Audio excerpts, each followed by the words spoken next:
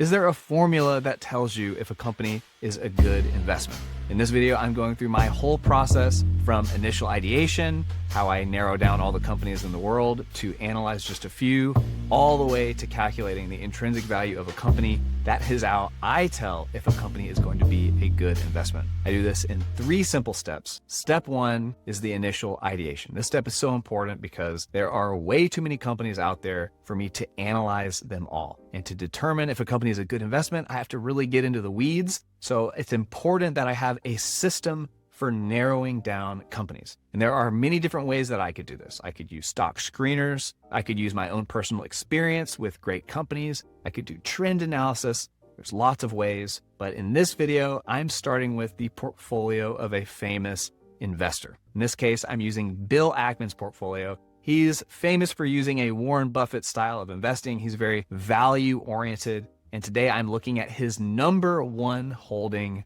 Uber. The reason I like to start with a great investor is because they've already done tons of work to find great companies that have lots of potential. And so this is where I like to come in and just find the company that is currently trading at a good price, an undervalued, great company. This brings me to my second step. Before I do a deep dive, I do a quick check of the company's quality. This is an important step because it saves me from wasting time getting into the weeds on a company that has tons of red flags. Now, because I'm starting with Bill Ackman's portfolio, he's already done this to some extent, but I still like to do, for my own comfort, a quick check. So first, I like to think about, does this company have the ability to scale? Do they have a moat? And do they have any major risks? So #1, scalability. Uber can scale. They're just the middleman. They connect people who need rides to people who want to give rides. They don't have a bunch of capital requirements. They don't have to have a whole fleet of vehicles. They just connect people. So they're incredibly scalable in this way. They already have a huge moat because they were one of the first ones to market. They're already very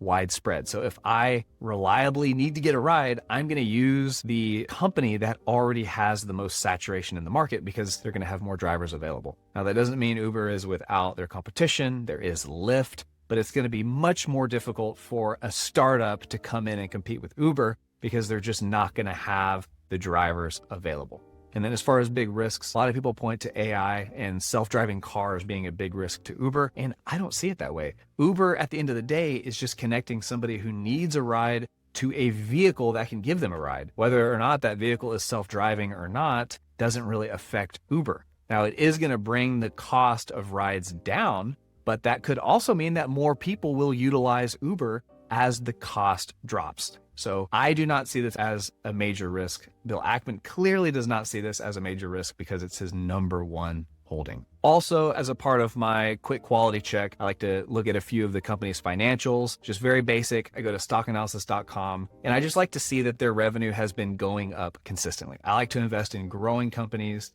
and I can see that Uber has been increasing their revenue for the last 10 years, with one exception in 2020, which I attribute to COVID. At that time, there was a lot fewer people getting Uber rides to bars and restaurants. So I can give Uber a pass on that one little red blip right there on the radar. The third thing is I like to do a red flag check. Now, I made an automated spreadsheet that I use to check red flags very quickly. I read Warren Buffett's books on the red flags that he uses. And so I built a spreadsheet that automatically pulls in a company's financials and checks for red flags. So pretty straightforward. If a cell is highlighted red, it's a red flag. If it's green, then it's a green flag, and it means that the company has a high probability of having a durable competitive advantage if they have lots of green flags. On Uber, I can see that going back to 2020 to 2023, those fiscal years, they had lots of red flags, but they have since moved into profitability. And they have a really important green flag here, which is their profit margin. That's one of the #1 green flags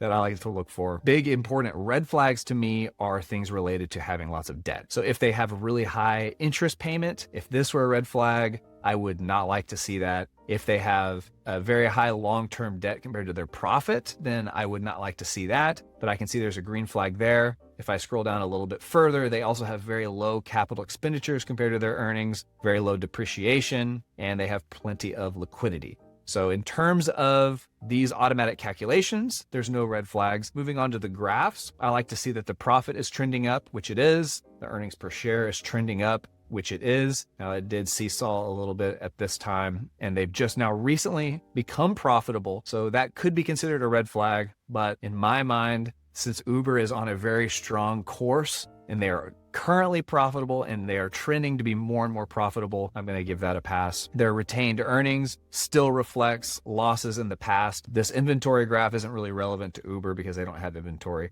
Their debt and cash levels I like to look at. I can see the blue debt has been dropping while their cash has been going up in the past few years. That's really important. Their goodwill has been stable, which is a good thing. Their operating cash flow has been trending up, and their shares outstanding is trending up. Now, this is one that I would like to see reverse. I would like to see Uber being able to buy back more shares than they issue. So this is one that I'm going to be looking at to reverse in the future. But based on my red flag analysis, Uber does not have very many red flags at all. So I'm going to move on to the final step, which is getting into the weeds with Uber. Uber looks pretty good. They're finally seeing the profits from their scale. Their revenue is growing like crazy every year. Their profit is growing like crazy every year. But it is the final step that is the most important. This is the only step that actually matters. This is the intrinsic value calculation of Uber. To determine if a company is a good investment, I only need 3 pieces of information. I need to know the current price,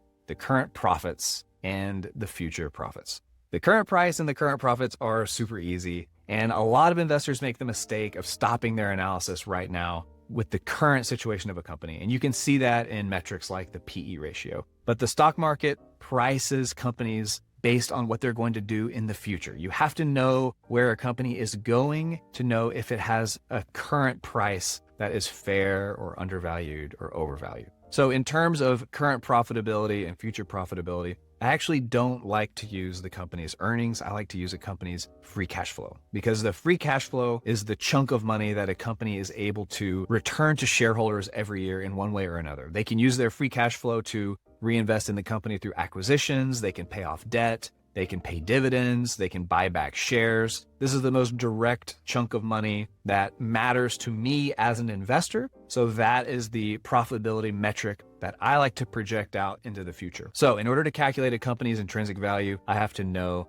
their current free cash flow, and I have to project their future free cash flows and then apply some discount rate to those cash flows. Now, why would I want to discount a company's cash flows? Well, you can think of buying a bond. If I was going to buy a bond that would pay me $10 every year for 10 years, that means I'm getting paid $100 over a 10-year period. What would I be willing to pay for that bond today? I certainly would not be willing to pay $100, because then I'm just making my money back slowly over a 10-year period, and I'm actually losing to inflation. I would want to discount those future cash flows and pay a smaller amount today. Maybe I'd be willing to pay $50. That way I double my money in 10 years. So the discount rate is important. I need the discount rate and I need to calculate the future cash flows. So how am I going to do that? There are 2 components to future free cash flow. First, I like to look at a company's revenue projections for the future. I like to look at revenue projections because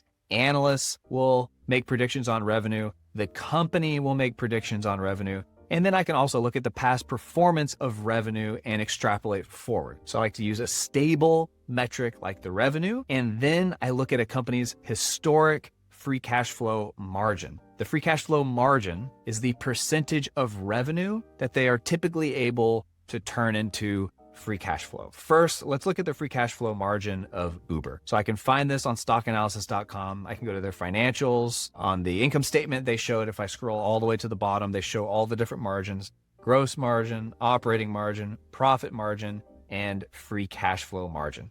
So in 2024, they had a 15.5% free cash flow margin. And actually, they've trended up in the last 12 months to 17%. The trend is pretty obvious. If I go back to 2019, they were negative in terms of free cash flow. And then in 2020, they were losing a little bit less. 2021, they were almost positive. And then finally in 2022, they started having positive free cash flow margin, and it's been going up from there. So over the last 12 months, they're up to a 17% free cash flow margin. I'm going to take that into account that they have a high free cash flow margin now, and it is growing every year. So the way I build that into my spreadsheet is I look at their past free cash flow margin over the last 5 years, it was negative 1.7, but because of the trend, I'm going to boost it up by 15. That brings my current free cash flow margin to about 13%. Now, why didn't I push it up to 17? That's because Uber pays their employees through stock-based compensation. Stock-based compensation is a way to increase your cash. However, if you're turning around and then buying back those shares, then your cash is going out, just like as if you were paying your employees more. Now, I can see this take place on Uber's cash flow statement.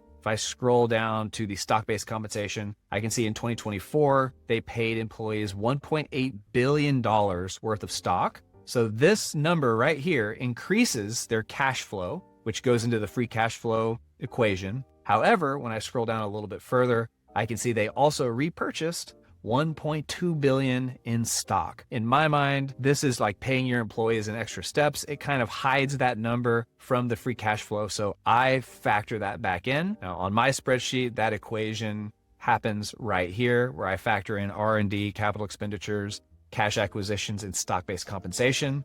That lowers their 2024 free cash flow margin to about 13%. So that is why I have made their starting free cash flow margin about 13%. Now, I have a margin growth also built in by 2% per year for the next 5 years. That can be seen on this graph right here. The blue line is the past free cash flow margin, and then the yellow line is my prediction for the future free cash flow margin. You can see it's still trending. So that takes care of the margin part of it. Now let's look at the future revenue portion of this prediction. So there are 3 ways that I can predict the future revenue. The first is by looking at the analyst predictions. I like to look at that on stockanalysis.com. Once again, go to the forecast tab and I can scroll down here to revenue growth. So the highest analysts think that Uber is going to be growing their revenue at about 20% per year for the next 5 years. The average analysts think it's in the teens, and then the lowest analysts think that it's going to be relatively flat over the next 5 years. Some years going up, some years going down.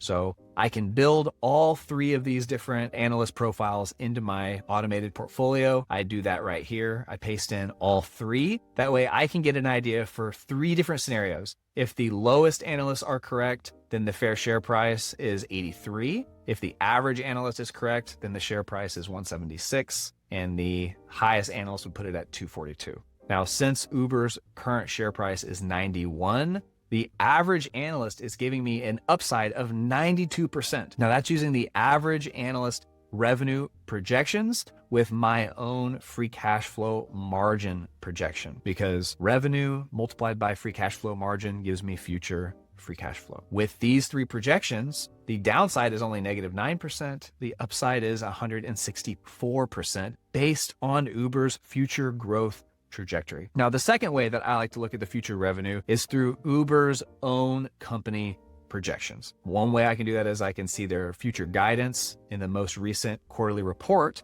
However, they gave a 3-year guidance back in 2024. So if I pull that up right here, looking ahead, we want to provide a framework to help you with how we think about running this enterprise over the next 3 years. We see a path to deliver a gross bookings CAGR. CAGR is compound annual growth rate of mid to high teens over the next 3 years. So their gross bookings is what relates to their top line revenue figure the most directly. So basically they're saying their revenue is going to grow in the mid to high teens over the next 3 years. And then using the power of the platform and benefits of scale, we are committed to growing profits faster than the top line, targeting an adjusted EBITDA growth at more than 2 times the gross bookings growth rate. So EBITDA stands for earnings before interest, taxes, depreciation, amortization.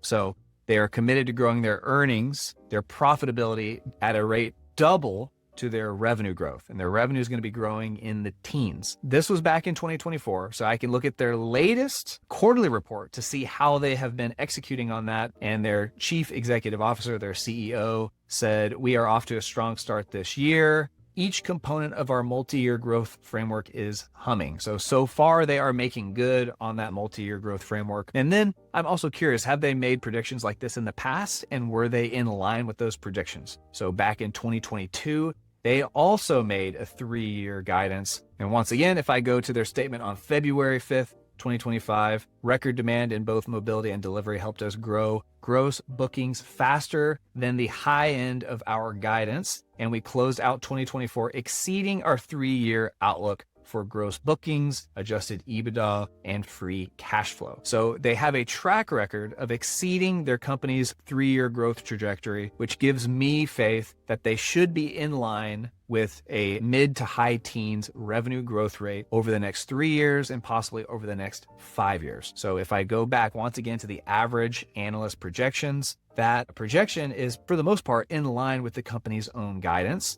And I can also look at the past revenue growth. The past 5 years, the revenue growth has been 31%. So if Uber was able to grow at the same speed that they had in the last 5 years, then their current share price would be 359. That is a nearly 300% upside. Now, to me, that is not as reasonable as the company's own guidance. That would be more than double the rate of the company's guidance. So I don't see this as happening, but I always like to see what was the past revenue growth and what would that mean going forward if they were to achieve that. Now, for my own projection, I like to go on the lower end of what the company's projection is. So the company said double digits. So I picked the lowest double-digit growth percentage over the next 5 years. If they're able to hit 10%, for years 1 through 5, if they then slow down to 5% growth for years 6 through 10, and then a perpetual growth rate of 3% in line with inflation, then that would put my projected share price at $150, representing a 64% upside. And that is factoring in the discount rate of 7.54. Now, where do I get a 7.54% discount rate? I like to use alphaspread.com. I use the cost of equity as my discount rate. The cost of equity takes into account the risk-free rate. This is the rate of return that I could get investing in risk-free assets like US Treasuries. They then calculate the equity risk premium and multiply that by the beta, which is the volatility of this particular stock. So beta multiplied the equity risk premium, and then they add that to the risk-free rate, gives me a cost of equity of 7.54. That is the discount rate that I use. So with that in mind, I'm seeing a potential upside of 64% on top of my discount rate. So I'm already discounting all the future free cash flows by 7.54. That means a fair share price today would be $150. Uber is trading well below that. So I am seeing a huge upside potential with Uber and a relatively low downside. If the lowest analysts are correct, then I'm only seeing a 9% drop in my share price.